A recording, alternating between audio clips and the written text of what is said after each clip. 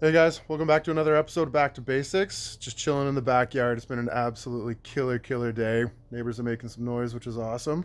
It's time to head into the kitchen and get dinner ready for tonight. So tonight we're going to be looking at making some Spaetzle. I like to call it Spaetzle. It's the way I roll. And a little bit of Schnitzel. Instead of using kind of the classic pork loin, we'll be using pork tenderloin. So come on with me. We're going to head into the kitchen and start making some magic. This week, I tell you, is all about summer. We had the perpetual winter where garbage weather. Last week turned out to be a little bit better, kind of felt like spring. Today literally feels like summer. We're about mid-20s here in Victoria, which is a ridiculous temperature for us. So hence the summer hat, summer shirt, rocking a pair of shorts, and quick little tour of the backyard, right? But it's dinner time. It's Sunday. It's time to get back to basics and make a sweet supper for everybody. It's not super complicated. Schnitzel Spaetzle. Like I said, Spaetzle. I don't care what you call it. It makes no difference to me. I call it Spaetzle. And it's one of my favorite starches and super straightforward to put together. Again, one of those ones you never really think to make. But we're going to go step by step today and we'll get it knocked out. So we're going to start with our pork. As I started off with, using pork tenderloin. Because we had some in the freezer. Why go buy more? Spend more money we don't have.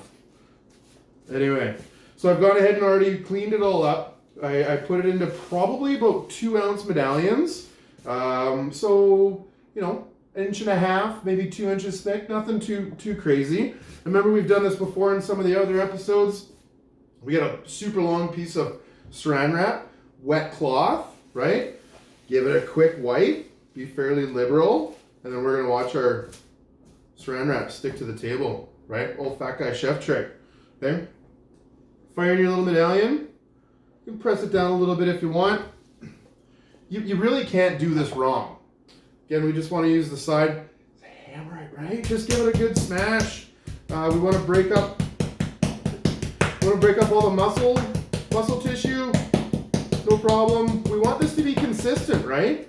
So make sure that when we're going through, you're touching it a little bit. Right, because we got thinner and fatter, it's not going to cook, one's going to be dry. We want to be fairly consistent all the way through, and that's really what we're working towards here. This is pretty well kicked, pretty much done. That's it. Okay, so now what we're going to do is we're going to go ahead and bread these. They're going to be killer, can't wait. Dinner's going to be dope. Now that we've got our pork tenderloins all smashed down, looking pretty good. Breading station. Seem to be doing a lot of breading in this house. But it's all good. It's all good, right? Feeling summery. This is great. Doing this a couple beers in. Not a big deal. So breading station, we've got our flour. We've got our egg wash going. So about 3 eggs in here. Half a cup of milk. Whole milk actually this time. Which is kind of good. We got some breadcrumbs. So this is a combination of breadcrumbs that I made, using some of the scrap end bits that we've got at home here, and some panko crumbs.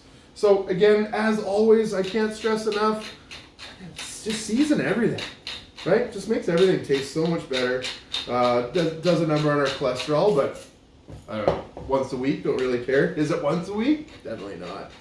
Okay, just get that in. The other thing that we're gonna do is season both sides of the meat. Okay, so you can lay these all out, which after I do this one part of the demo, I'll definitely lay them all out, season all of them, and away we go. But we definitely want to, every component needs to have a little bit of love, okay? So first we're gonna mix everything so we're not getting all the salt and pepper on one spot. Here we are. Okay, let's get rid of this guy. And our breadcrumbs. Oh yeah, there we are. Great. So let's get this bad boy dredged.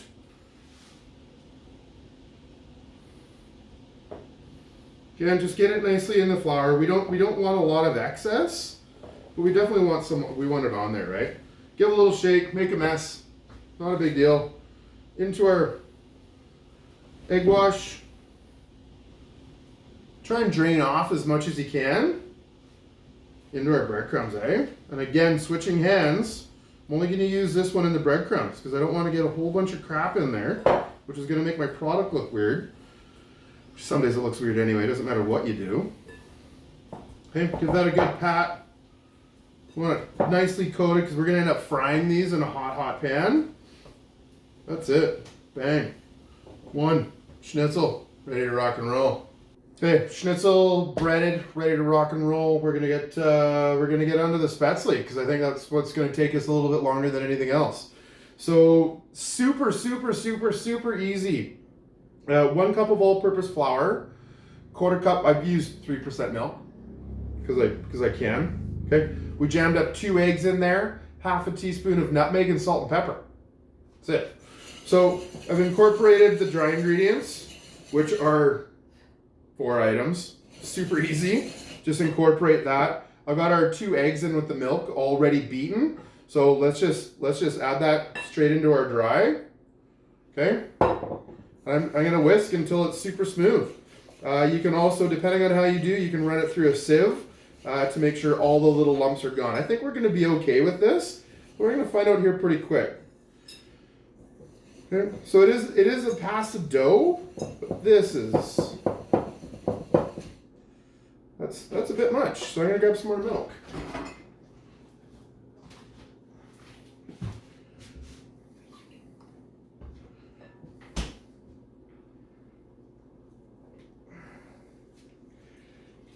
There we go, that's a bit better.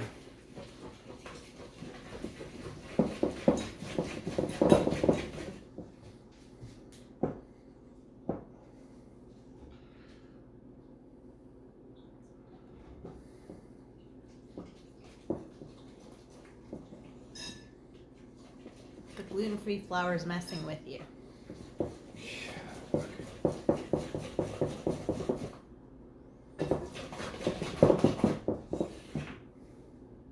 Okay, sometimes shit just goes sideways. Today it just went sideways. I was actually contemplating just editing all of this out and starting all over again, but I actually think I'm gonna keep some of this in here. So gluten-free flour doesn't always work 1-to-1. Maybe it's a shitty recipe online because I haven't made Spaetzle in I don't know how many hundreds of years. So anyway, where it's not meant to be liquid, it's also not meant to be a dough, but we want to be able to push this through what's going to be fairly comical if it actually works because I don't have anything to make Spaetzle with. So roll the dice and that's part of cooking at home, right? We don't have everything that we're gonna need. So I'm gonna let this dough stand for about 5-10 minutes. It's just gonna hang out for a little bit. In the meantime, I'm gonna get a couple other things ready that you don't need to know about until dinner's ready. So we'll see you soon. So full-blown confession mode right here. I'm pretty stoked that this totally worked out. So I have nothing really to use to make Spaetzle. So I actually had to do a test run on something I really didn't think was gonna work. So again, working in a kitchen, don't have all the tools, forget it, just try it out, see what happens. So this is probably from the 1865, this cheese grater. I don't know if any of you would even recognize what the hell this thing is. Today, it makes Spaetzle. That's right, making Spaetzle. No chef, there's no way that works. Trust me, dude, it actually works. And I'm gonna do it for you right now. So no different than your Spaetzle machine. Load the top, right? Get some dough on there. Beauty. Yes, it is on a cheese grater. Still. Okay. So I've got my little bench scraper for pastry. Rolling boil, salted water. So instead of moving the whole thing, I'm just gonna take portions of the front of it and just put it right through. The parts that you would grate your cheese. And dude, seriously? Spaetzle. I was so nervous doing this. Like, I'm just gonna totally screw up dinner. No. That's it. Look at that. Spaetzle. Right? They don't look perfect. But I dare somebody at home to make Spaetzle with something else. Get creative. So this is gonna sit in here. It's gonna be about a minute, maybe a minute and a half. Because it's a gluten-free flour, things get a little bit jumbled up. So typically what this dough would do, using regular flour, it's gonna sink. And then as it comes to the top and starts floating, that's when we're gonna take it off. This one needs to get a little bit more. So this came to the top right away, telling me that it's actually not ready because it wouldn't come up that fast. So again, I've done a little tester, a minute and a half. So now I'm just gonna take a nice slotted spoon. I'm just gonna give this a quick stir. These guys are ready to come out. So they've puffed up a little bit, which is nice. And we're just gonna go onto a baking sheet. Baking sheet's got some olive oil on it. So as it's cooling down, we'll agitate it, we'll move it around, and it's not gonna stick to each other. So I'm not gonna bore you with the rest. I'm gonna finish the rest, and we'll be back. Okay, so you can see the oil's screaming hot. I don't really need to tell you that. So I'm actually gonna turn that down. But again, we're just gonna do our little test with the back of our wooden spoon, and you can see, so this is actually pretty warm, probably dealing with 400, 450 with the size of those bubbles. So this is just gonna be a quick saute, and that's typically how this works with the schnitzel. So just get it in, right, nice and hot. And really we just want to brown each side. And because I've got so much, I want this to happen pretty quick.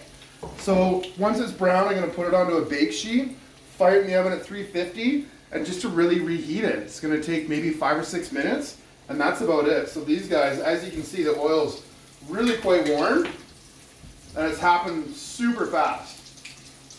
So as we know, as we continue on, that oil, the temperature is going to decrease, and then it'll make a little bit more sense. Won't be quite as kind of hairy-carry, if you wish. So that's really it. So that was maybe a minute and a half, which is pretty quick. So we know for sure that the meat inside is not going to be cooked all the way through. So we're going to want a little oven time. Okay, time to finish up the Spaetzle dinner. So close, I can taste it. Almost taste it. I'm going to taste it soon. Anyway, hot pan. I'm going to throw a couple of nubs of butter in here. And really what we're just doing is I want to brown the butter, and that's why there's so much heat. So brown butter Spaetzle, great. Great, sounds awesome. So the color's already starting to turn. As you can see, got our Spaetzle. Let's just fire that right in the pan. Okay, get it all in. Put all the kids in the pool. No problem. Here we go. That's it. So now really we're just looking to do just a nice easy saute and get all that. You can smell that butter now, that brown butter. Killer's got good heat. We're gonna get a little bit of a fry on some of these. Love it, love it. Hit it with all the salt and pepper you could ever need.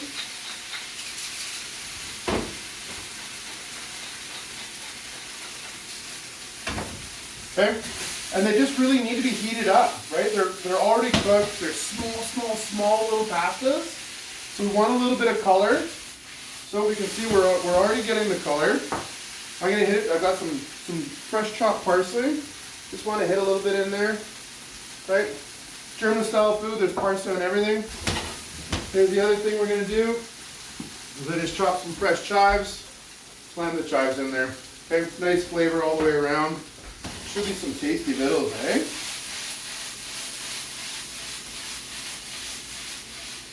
That's it. Spaetzle, man. So good. Dinner's just about ready. And I'm hungry.